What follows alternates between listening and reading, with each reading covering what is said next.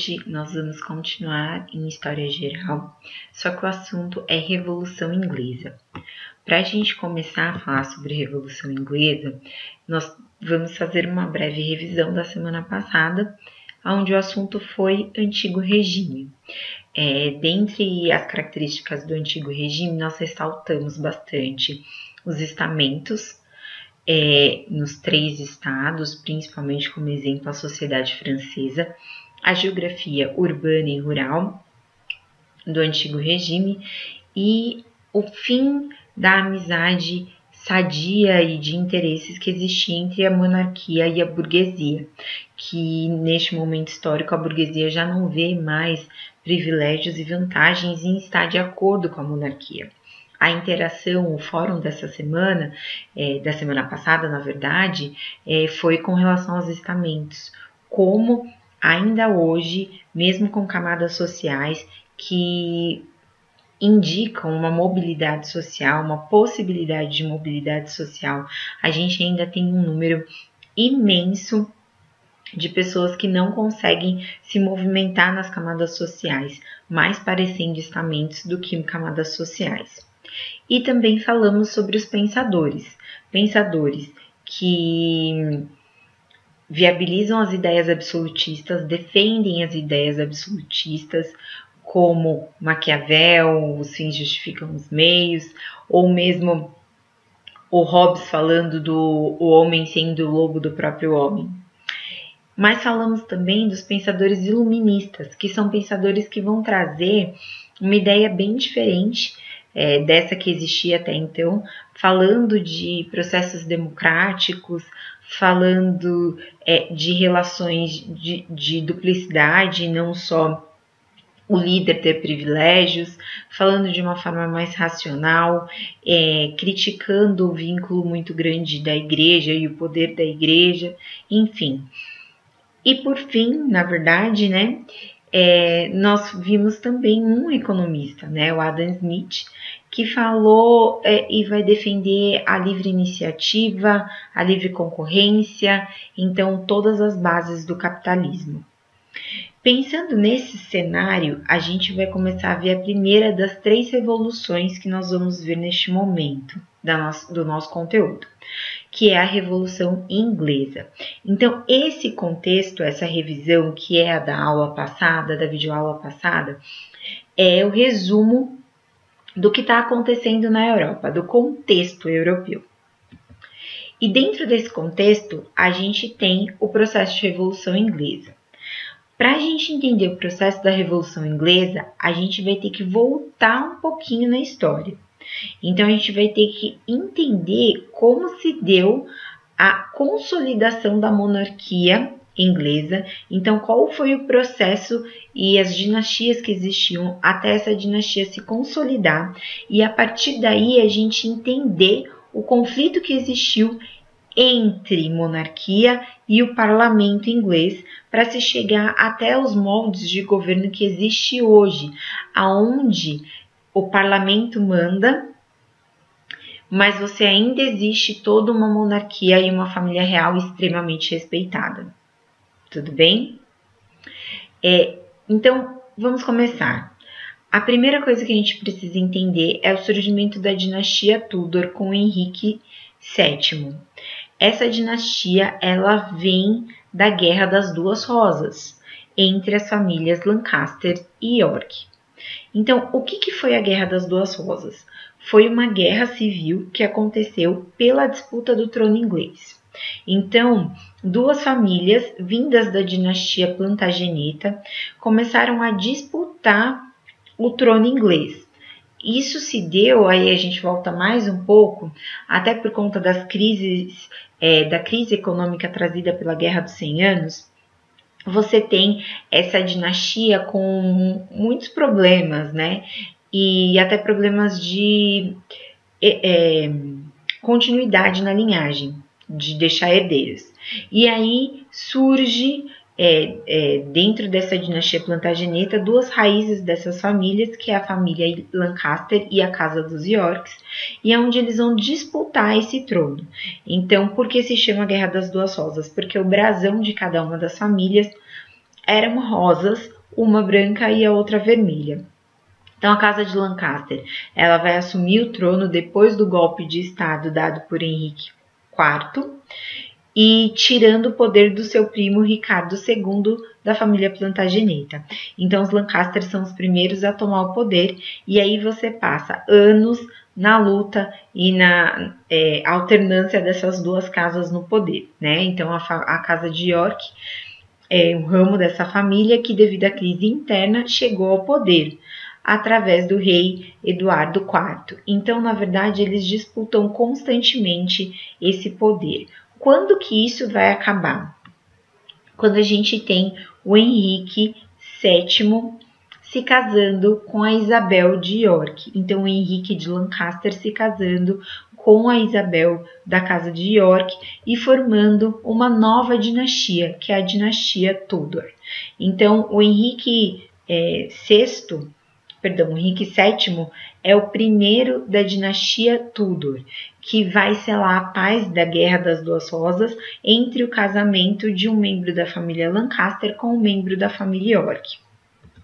Há diversas pesquisas, inclusive o ano passado, o ano retrasado, se eu não me engano, teve uma turma que trabalhou isso num projeto de iniciação científica, falando da comparação entre o Game of Thrones e a Guerra das Duas Rosas, que na verdade a Guerra das Duas Rosas teria servido de inspiração para essa série que terminou o ano retrasado, se eu não me engano, ou o ano passado, não me lembro bem agora, que é o Game of Thrones, que ele vai mostrar não só a disputa pelo poder ou a disputa pelo trono, mas também a podridão que se dá em torno dessa disputa, de relacionamento entre irmãos, de assassinatos abruptos, e a Guerra das Duas Rosas, ela é bem extensa e tem vários pormenores parecidos com esse dessa série.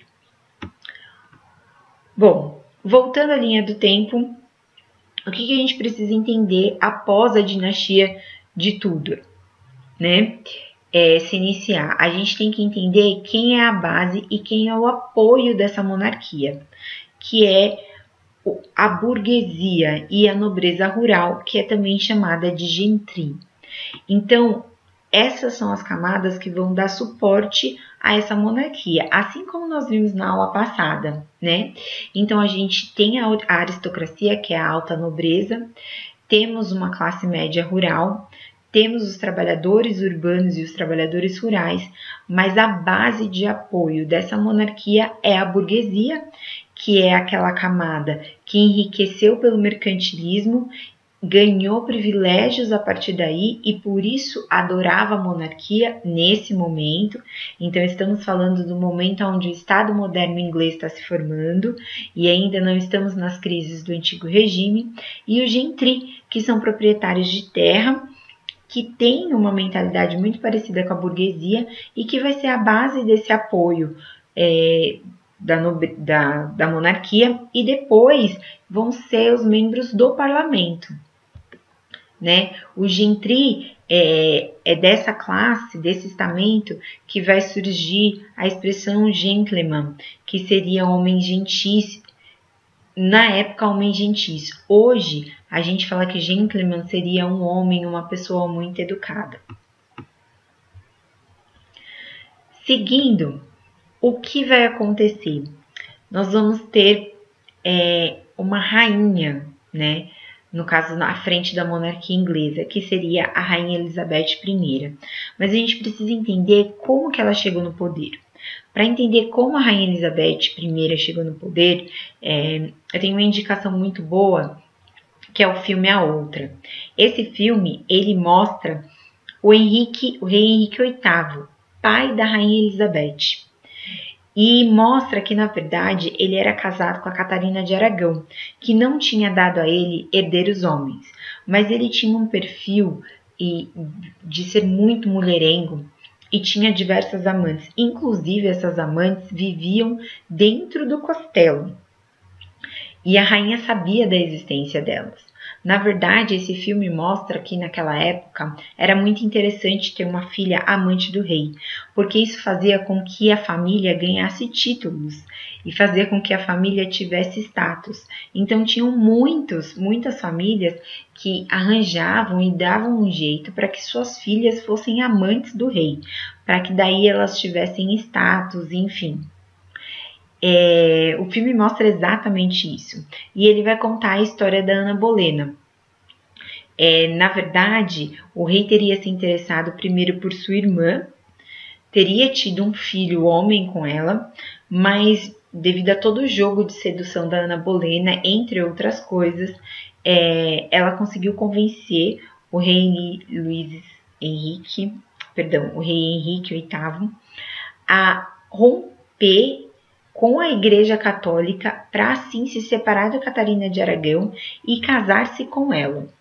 É lógico que o que motivou o rei Henrique VIII não foi somente o prazer e a paixão avassaladora que ele estava por Ana Bolena. Tinha aí um interesse em romper efetivamente com a Igreja Católica, porque neste momento histórico deste filme, né, onde se passa esse filme, é um momento histórico onde a gente tem as reformas protestantes. Então, todas as reformas protestantes que culminaram de Lutero, elas têm alguns motivos e objetivos diferentes. No caso do rei Henrique VIII, o grande objetivo dele era ter o poder absoluto. Então, não tendo intervenção da Igreja Católica, não tendo que dividir terras e riquezas, ele seria o rei supremo. E ele juntou o útil ao agradável, a vontade de se separar da Catarina de Aragão, a vontade de se separar da igreja. E aí, dentro deste cenário todo, ele se casa com Ana Bolena, só que Ana Bolena acaba tendo uma filha mulher, Elizabeth. E ela fica desesperada em dar um filho homem para ele, as coisas não dão certo, enfim. O final da história é que o rei Henrique VIII teria mandado matar Ana Bolena e sumir com a Elizabeth, que futuramente seria a Rainha Elizabeth I, uma das maiores monarcas da história inglesa. No governo da Rainha Elizabeth I, o absolutismo inglês chegou no auge. Ela fortaleceu absolutamente a autoridade do rei, ela seguiu os passos do pai, fortaleceu a autoridade do rei, consolidou a Igreja Anglicana, que é a religião, a vertente protestante, que surgiu através do rompimento que seu pai fez com a Igreja Católica, onde era uma igreja que mantinha ritos católicos, porém os líderes e o principal líder era o rei dessa religião. Acabou com o conflito que existia entre católicos e protestantes, então neutralizou esse conflito e, principalmente, aumentou o comércio e a indústria naval de uma maneira absurda, principalmente destruindo em um dos conflitos uma das armadas mais fortes, que era a espanhola. A Inglaterra, ela foi um dos últimos estados modernos a sair nas grandes navegações, por isso ela estava atrás de Portugal e Espanha, por exemplo. Mas foi no governo da Rainha Elizabeth I que a Inglaterra teve um desenvolvimento econômico absurdo. Um filme que fala sobre o governo da Elizabeth I é Elizabeth, a Era de Ouro. O fato, e voltando aí à linha do tempo aí que nós estamos acompanhando, é que Elizabeth I tinha o subtítulo de A Rainha Virgem. Segundo diziam à época, há várias direções do porquê ela seria a Rainha Virgem. Alguns dizem que ela nunca teve herdeiros, e por isso a Rainha Virgem, porque ela era amante de uma pessoa muito importante e que era uma pessoa que jamais assumiria ela. Outros dizem que simplesmente ela não encontrou e nunca foi feliz nessas questões amorosas. E outros dizem que ela seria até homossexual, ela gostava de mulheres e não de homens e por isso nunca teve herdeiros. O fato é que ela não deixou herdeiros. Isso não significa necessariamente que ela era virgem, mas foi o título que deram a ela por conta desse fato. E aí quem vai acabar assumindo o poder depois da Rainha Elizabeth I é Jaime I, rei da Escócia, sobrinho da sua prima Mary Stuart.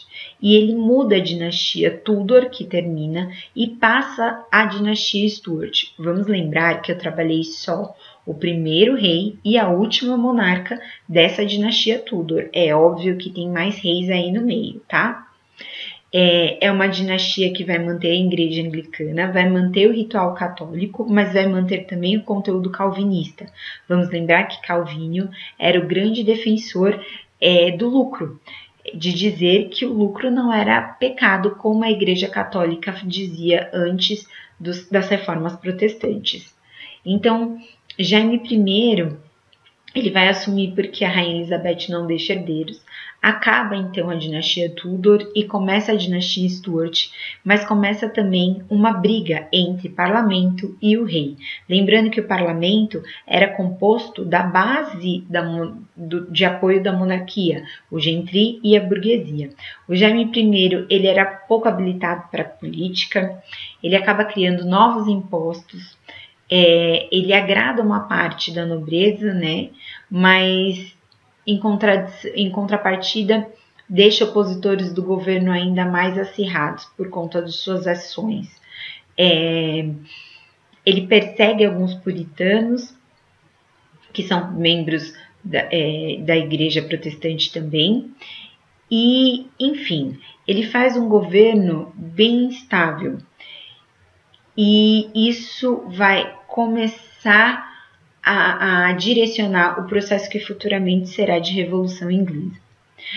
Há uma série que foi indicada por uma aluna uma vez, numa dessas aulas que eu dava de Revolução Inglesa, que passa no Netflix, que é Haynes, eu não sei muito bem a pronúncia, e que ela fala justamente desse processo da dinastia Stuart, do Jaime assumindo a dinastia Stuart, da disputa entre a Rainha Elizabeth e a Mary Stuart, enfim, falam que é uma série muito boa, diga-se de passagem, e que trata desse cenário. Bom, nós vamos parar por aqui. Nós vimos a primeira parte do processo de dinastia inglesa para se chegar no conflito entre parlamento e monarquia, para daí nós começarmos a entender o que foi o processo da Revolução Inglesa.